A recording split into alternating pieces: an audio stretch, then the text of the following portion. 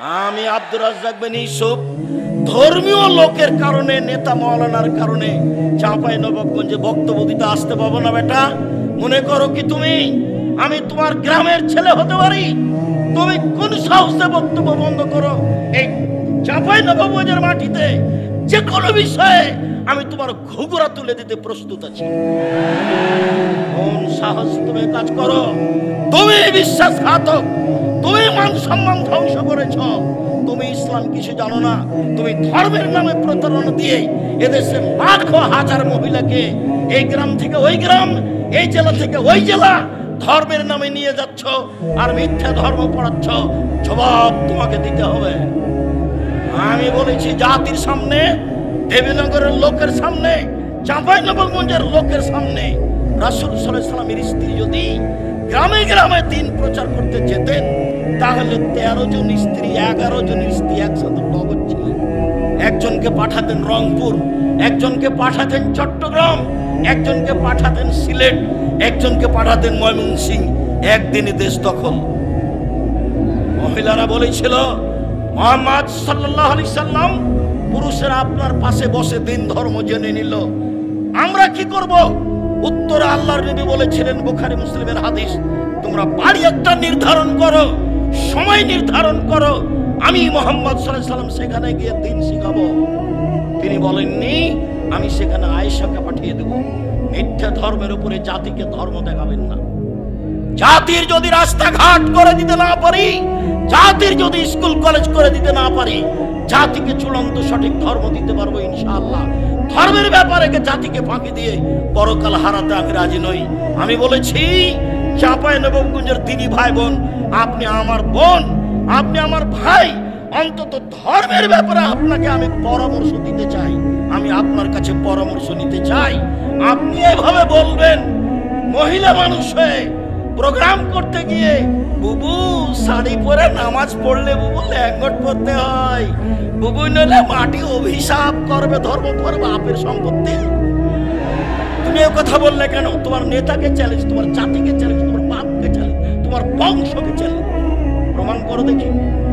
আমি বেঁচে আছি, ধর্মকে উল্টা করে দেখে হিসাব দেখাবে না। আমার বুঝে তোমার শতকরা ধর্ম কথা মিথ্যে। ওরা ফাজালে আমল লিখেছে হাজারো কথা মিথ্যে, তোমারও লাখো কথা মিথ্যে। ধর্ম এরকম নয়।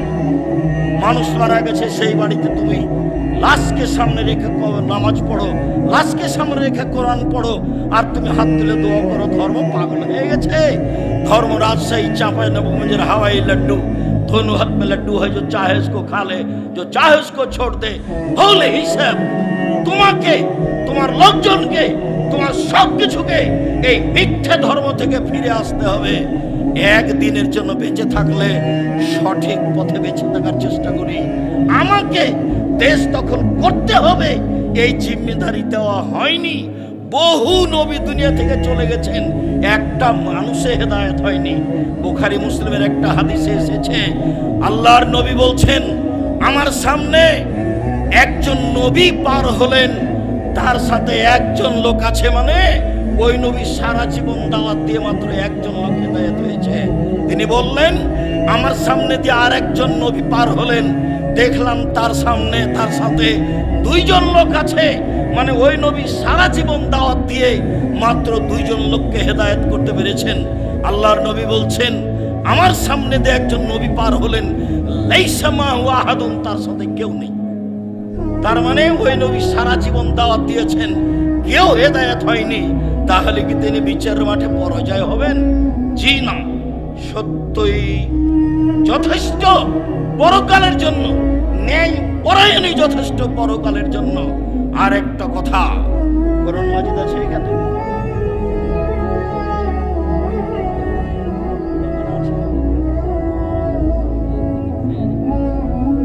আমি আপনাকে বলি আর একটা কথা, ব্যক্তিত্ব লাগে, স্বাধীনতা লাগে। যখন মূসা আলাইহিস সালামকে আল্লাহ বললেন, মূসা ফেরাউনের কাছে যেতে হবে, সীমা লঙ্ঘন করেছে। মূসা আলাইহিস সালাম বললেন, আমি সাবলীল ভাষায় কথা বলতে পারি না, আমি তার কাছে গিয়ে কথা বলতে পারবো না। তখন আল্লাহ বললেন, মূসা আমি তোমার ভাষা সুন্দর করে দিচ্ছি, তুমি বলো রব্বি ইশরাহ লি সাদরি ওয়া ইয়াসসির লি আমরি ওয়াহলুল উকদাতাম মিন লিসানি ইয়াফকাহু কাওলি।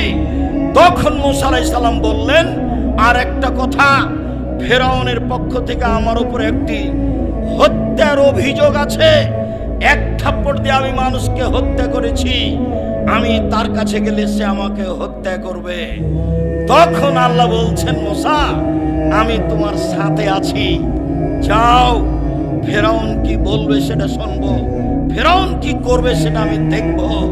তখন মূসা আলাইহিস সালাম বলছেন, তবু আমার সাহস হচ্ছে না, আমার সাথে আমার ভাই হারুনকে দেন। আল্লাহ বলছেন, ঠিক আছে তাই দিলাম। প্রথম দাবি মেনে নিলাম মূসা, দ্বিতীয় দাবি মেনে নিলাম মূসা, তৃতীয় দাবি মেনে নিলাম মূসা, যাও, দুই ভাই মিলে ফেরাউনের কাছে যাও। দুই ভাই মিলে ফেরাউনের কাছে গিয়েই বললেন, বনি ইসরাইলকে ছেড়ে দিতে হবে, স্বাধীনতা ফিরিয়ে চাই।